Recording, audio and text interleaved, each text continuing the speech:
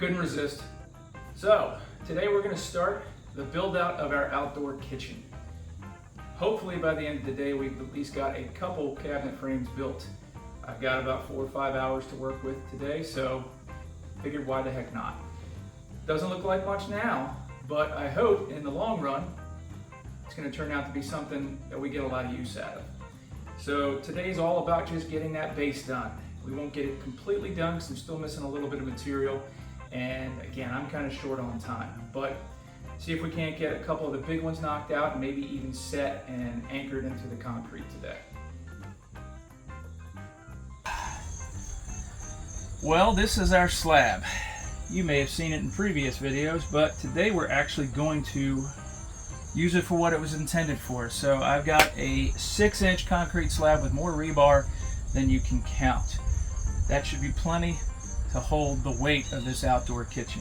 And really, it's just been sitting here taking up room. I put all the stuff I didn't know what to do with on it for right now, but time to put it to use. Normally, I don't really plan this far ahead. I'm more of an organic builder. I like to do things as they come out of my mind. But today, or I should say a couple days ago, I actually doodled. I sketched out some basic dimensions, which I think are going to work for the slab that we have here. And if I got this calculated right, I think we're going to build 3 modules. So we'll have one big one here, we'll have another one here, and then we'll have one closer over towards the house, and then the grill will sit in here. We're going to reuse our grill because our grill is in great shape. It is a Weber Genesis EP 320, and I've had that for probably 6 or 7 years, and it's money. I spent $900 on it, and so there's no reason to get rid of it. Plus, it's a tank, and it's lasted with very minimal trouble. So we're going to reuse it. We're going to have to make some modifications to it. Maybe in the future, should it give out, we might have to do some renovations. But for now, it's just going to be freestanding, and it's going to sit in a little nook over here. At least that's the plan anyway. So that part I'm not going to be able to build for a couple days because I'm going to make that part out of steel. But everything else is going to be made out of either pressure treated or dimensional kiln dried studs. Why? Because it's cheap. 2, well, I didn't say 1, but 2, it's really easy to work with, and 3, it's abundant. So once this thing's done, it's going to be weather tight. Water's not going to get in here. We're going to take some extra special considerations for the fact that this thing's going to be sitting on the concrete. So I'll show you what I will do with that once we get a little closer to that part of the project.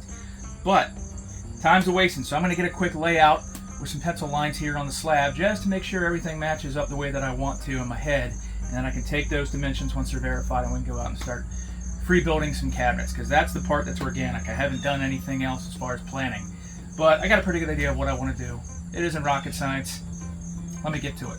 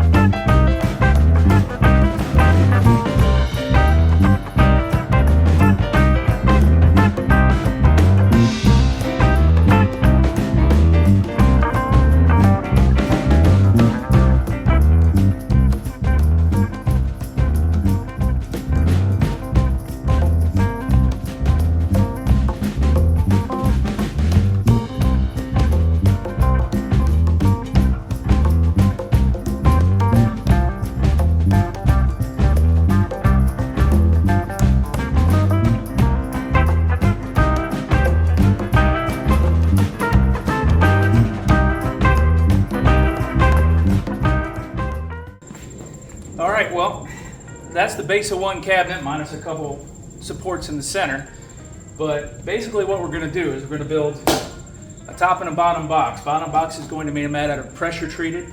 Top of the box will be made out of just kiln dried studs.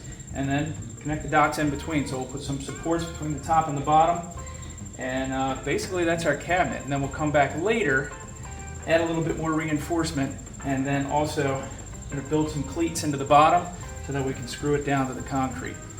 But it's as simple as that, so I'm not going to show you guys all that. I'll show you the finished product because it's just a lot of cutting and screwing together. We'll go over the dimensions and stuff and why I came up with what I came up with when I'm finished one of these things. So shouldn't take me that long. This was literally about 10 minutes. So another half an hour I should have this thing all put together. A couple hours later, and this is what you end up with. Finished product for the frames. Didn't turn out too bad. So 3 modules, like I said, and what it boils down to is this. I wanted a 34-inch finished cabinet height and then another 2 inches of countertop to give us a total of 36 inches. So basically, that's what we got. If you look inside, there's plenty of room to finish that out. That'll all be finished in plywood. Room for 2 doors here. 1, 2. Another door here. And ultimately this one will also have a door. But what I wanted to show was what I did to raise it up off the ground just for water. And all I did was get some PVC stock, cut it down, and make some cleats. Everything's sitting on that, so that'll separate the wood from the concrete. Now we've got that drainage right by where we're going to be putting this, so it shouldn't be a big problem with water, but just in case, I want to be able to have a bit of breathing room so that that runs underneath and this thing doesn't sit directly on the concrete. So my next step here is to go get these trucked around to the backyard with a hand truck, and we'll see if we can't get them installed.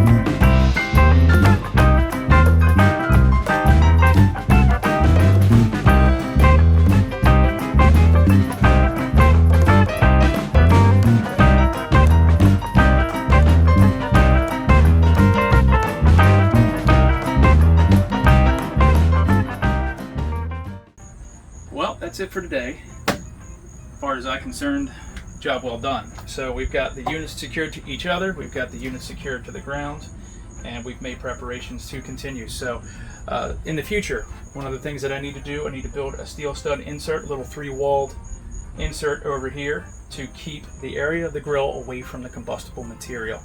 And within that, we're going to stuff that with rock wool insulation, and then we'll face the whole thing with cement board.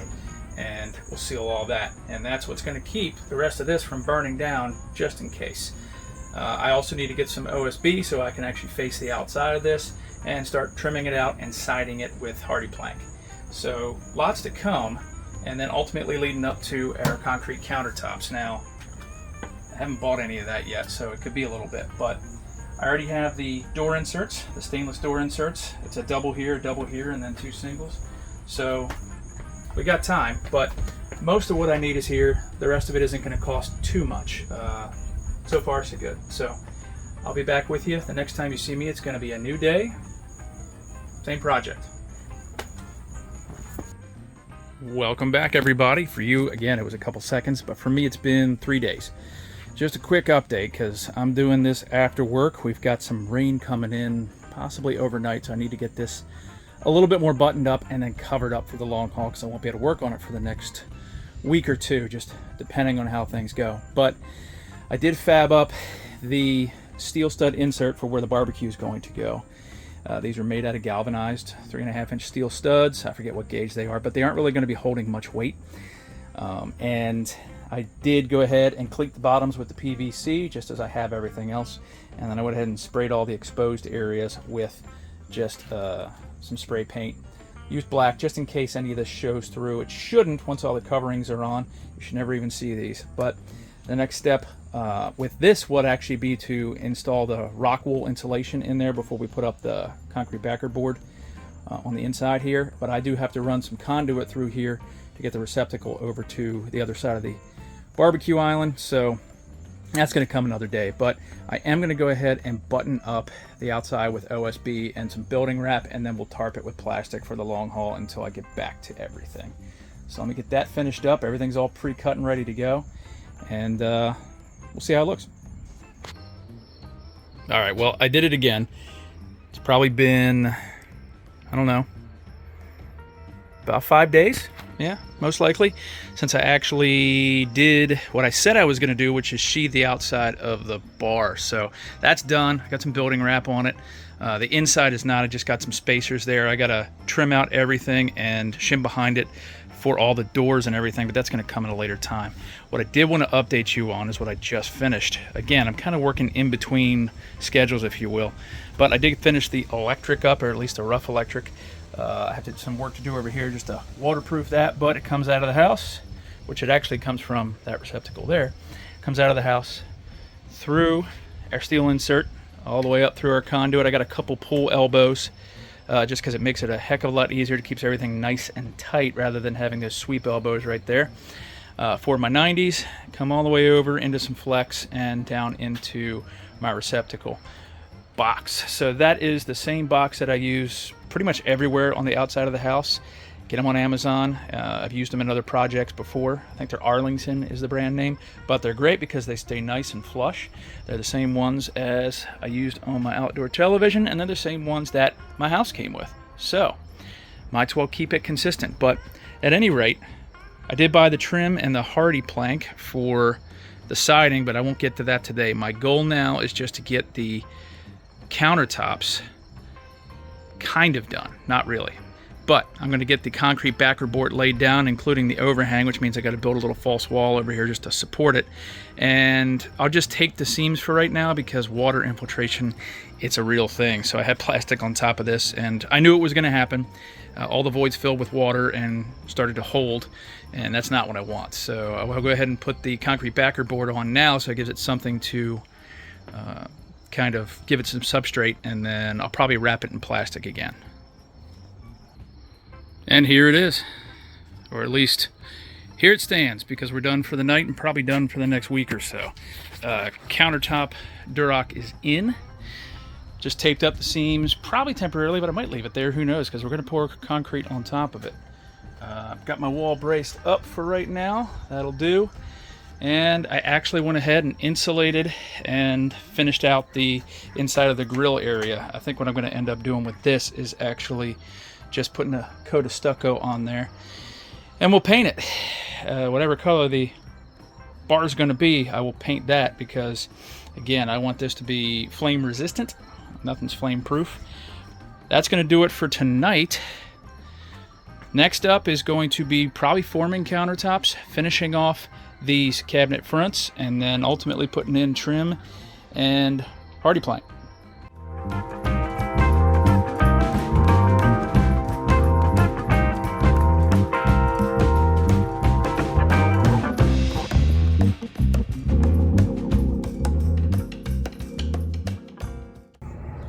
It's countertop day, or at least I hope it's countertop day, because once again we have a long way to go and a short time to get there.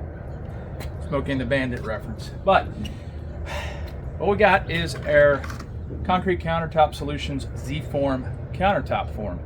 And theoretically, because I've never used it, but I watched some videos, all we need to do is secure it to our door rock with 5/8" panhead sheet metal screws. We'll have to miter the ends and any spaces that we might come up with where we're a little bit short. And this is going to be our countertop form. Now, I already know that I did not order enough.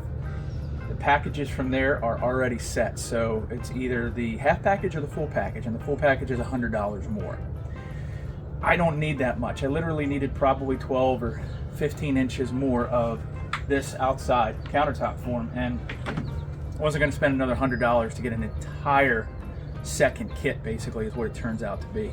That's a waste of money. So I'm going to get creative with that, so I might have to build some forms of my own for some of the spots. But at least for the outside edges and the corners, we're definitely going to use this because it's going to make it easy. But this will cut my time down significantly anyway, so what I have to build, well, yeah, it's going to take me a little bit more time, but at least I'm ahead of the game because of the rest of the system. So I'm going to start cutting this, mitering it, and screwing it down, and we'll see how it looks. Well, that took longer than I thought it would, but it's done. As I suspected, I did not have enough, which that was neither here nor there. I always knew that was going to be the issue, so I had to frame out myself with some melamine. The problem was I didn't have any. I thought I did. I did not. So I had to run out and get some. But otherwise, it's done. I was always going to have to do this area that way.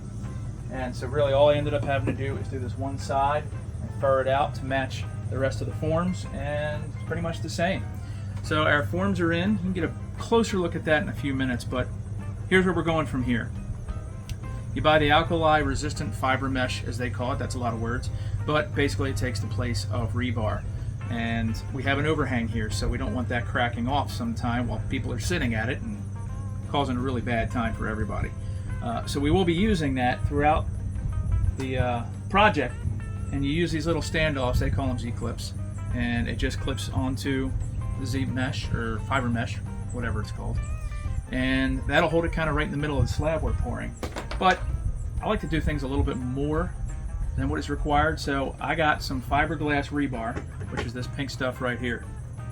Didn't want to use metal because steel can cause some ghosting inside the slab, and you might actually see these, even though they wouldn't be sticking through, you might actually see the shadow of them on the top once this thing dries out. So we're using fiberglass, which was readily available at Lowe's, and it should do the same thing just to give us a little bit of cantilevering stability there. So what I'm going to do next is cut this mesh, get all my Z-clips set up. They use the same 5/8 inch screws, screwed down to the Durock, get everything filled in, and then at that point we'll pretty much be ready for concrete. Well, that took way longer than I wanted it to. That was a real pain in the you-know-what. But it's done, I guess. So I am quickly losing time out of the day, but I'm still hoping to be able to get set up real quick and pour some concrete. But that's what it looks like. You got the Z-clips in there with the fiber mesh. And yeah, just kind of keep it off of the edges. I didn't have truly a rhyme or reason to where I put those clips. But they're all screwed down.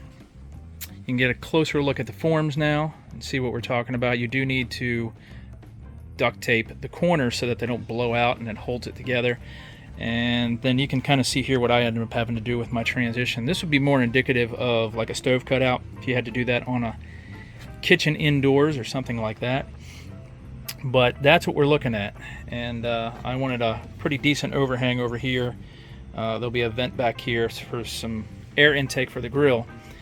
And yeah, that's it. So anyway, like I said, this is the one side that I ran out of material on the plastic for, but it works. And then the only thing that I'm not like 100% happy about, but we will deal with, is this black piece here. That's meant to go against the back wall on your kitchen countertop, and then normally the backsplash would come down and sit on top of it. I haven't figured out how I'm going to transition that because I do not want it tying into the siding or the house. That's just a place for water to run, and I don't want that. So anyway, I'm going to try and get set up for some concrete if I can, and at least before I got to get the kids off the bus.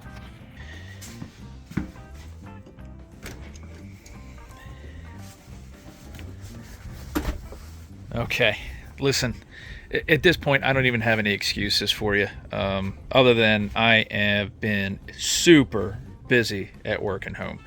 It never seems like we don't have a day that we're doing something. So you can see that there's been a lot of change since the last time I put the camera on the camera stand or held it in my hand. And this is where we're at. I just have to say I'm sorry. I would have loved to have made a better step-by-step video on this, but listen, those are the breaks. So you get to come along for the summary review of what we've done. So we have gotten everything buttoned up and ready for paint and sealer.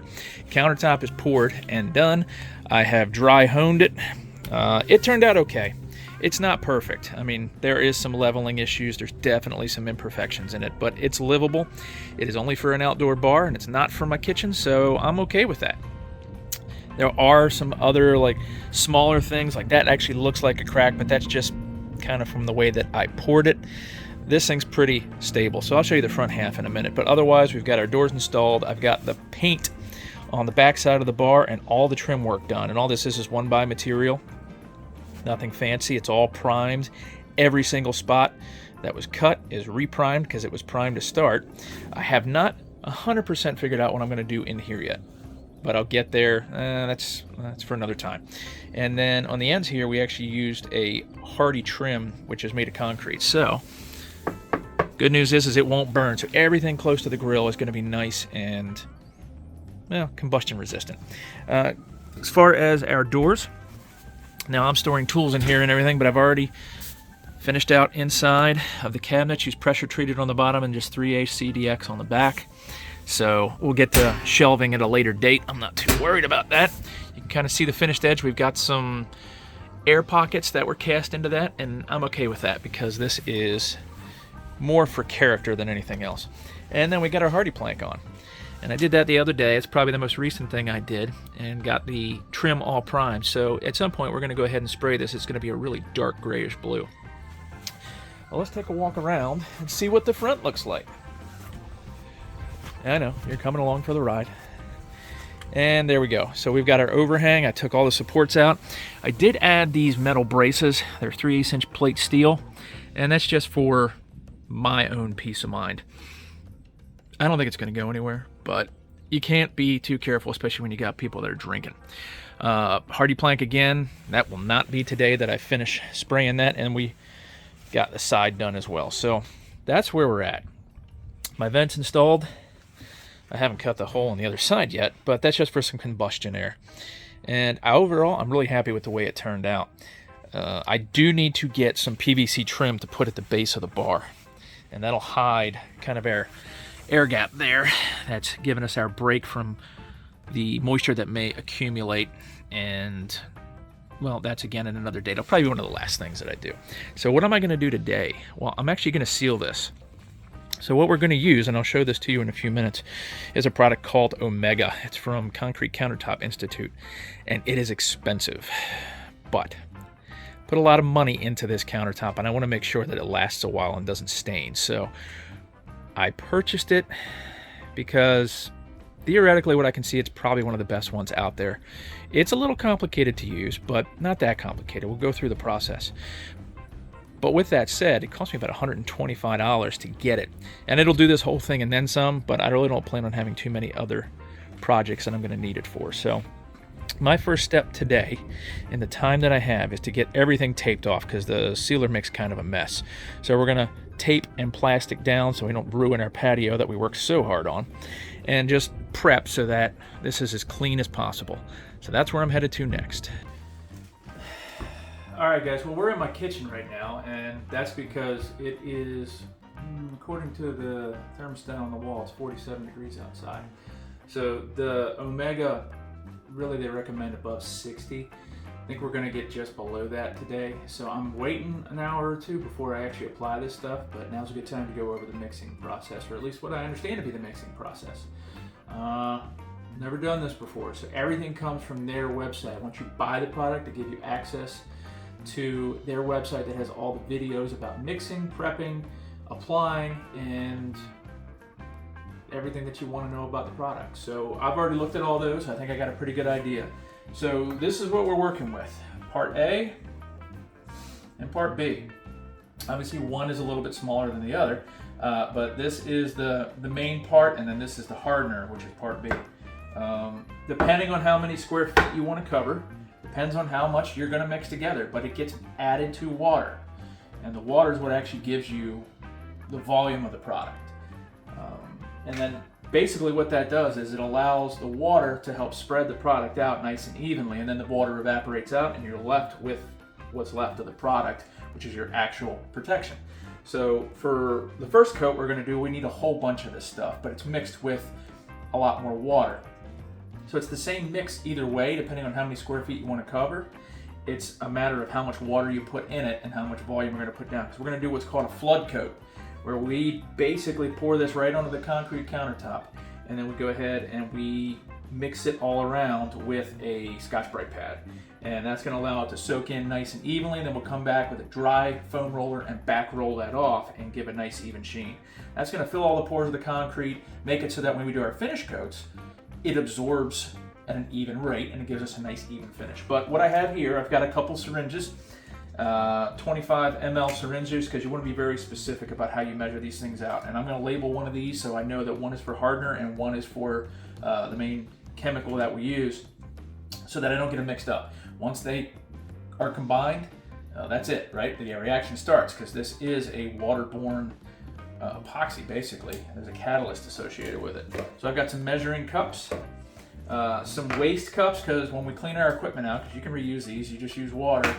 I'm going to go ahead and just pull some water up from this bowl, and then we're going to squirt it back into the cup so that it doesn't end up in my clean water bowl and start combining and mixing between the hardener and everything. So there's just some waste cups. Strainer. I do have a strainer, or at least 4 of them, so that when we mix the product up, so the goal is that we mix part A, part B, we let it sit for 5 minutes, and then we add the water, mix it up again, and then strain it, because sometimes you get apparently some stuff from inside the can and things like that that may end up in your finish. So strain it out into the final dispenser that you're actually going to use your product in, and then we'll go from there. So that's basically an overview. So looking at what I need to do here. So my first flood coat, which is going to be a lot of stuff, right? I need 90 milliliters of part A, and then I need 45 milliliters of part B. So that works for both my finish and my flood coat, or my primer coat. I'm going to do 2 finish coats, but that will give me enough to do my flood coat at about plus or minus 100 square feet for my finish coat, and about 50-60 square feet for the prime coat, since that's about how much countertop I have. And then to that prime coat, we're going to add 945 milliliters of water, and then my finish coat, which is actually going to go in a spray bottle, see how that works. We're going to do 135 mLs of good old H2O, since we don't need as much of it and the stuff is more concentrated. Seems good on paper, but I'm going to go out and mask off so that we're ready to go when the weather starts to warm up a little bit, which I think is going to be in about an hour. Stick with me. Alright, well, we're masked as good as we're going to get. I don't know what else to say. I think it's time to start putting on some sealer. What a pain in the butt. It's just windy enough to make this a royal pain in the ass for me. Wouldn't be a project without that, would it?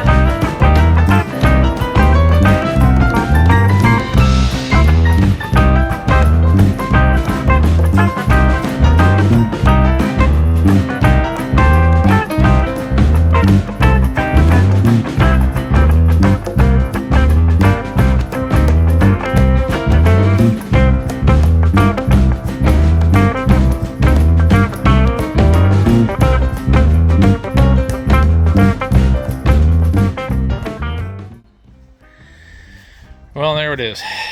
I think. I don't know what the hell I just did, but it's sealed. I mean, now that it's sealed, you can actually see the imperfections in it, but I'm okay with that. Gives it a little bit more of a, I don't know, rustic look. I don't know what color it's going to be when it's done. I mean, all this stuff absorbs at a different rate, so I mean, I think that these streaks and stuff are going to disappear once everything sets up. At least that's what the website says, but who knows? So, short story, really long, as a friend of mine says. We're pretty much there. So this is not because of the material that I just put on it. This is because of the grinding process and the troweling and trying to get some of the trowel marks out. But like I said, I'm actually not too upset with it. So last couple coats I sprayed on and back rolled, and then obviously I had to do 2 flood coats, so 2 primer coats, just because this stuff's so porous it soaked it up like a sponge, and it really started to look pretty bad. But that second primer coat seemed to work pretty well, so now I just got to wait for everything to cure. It's pretty chilly out. It's a little above 50, so it's probably like 53. So this is going to take a couple days to cure. Right now it is dry to the touch, but to actually cure before use, I think it's going to be a couple days. On to the next part of the project.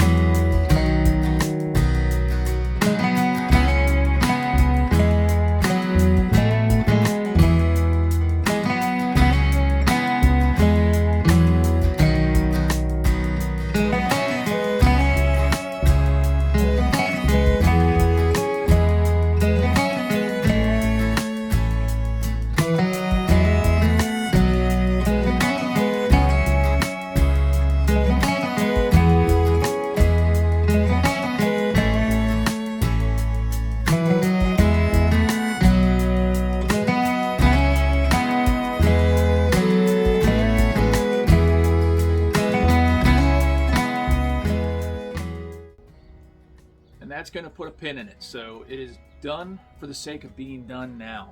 I've got a couple other things I'll probably do at the beginning of next year, but for our purposes, the frost is on the ground. It's about 35 degrees out. It's done. Just got to tidy up some things behind the barbecue, but all in all, it took me about a month, and I've got about $2,200 invested in it. So when you look at what the end product was, that's actually a pretty good outcome, right? Outdoor kitchen or bar probably would cost at least twice that, and that's if you buy one of those prefab units. So that's going to end this project. On to the next one. As always, thank you for watching. You stay classy.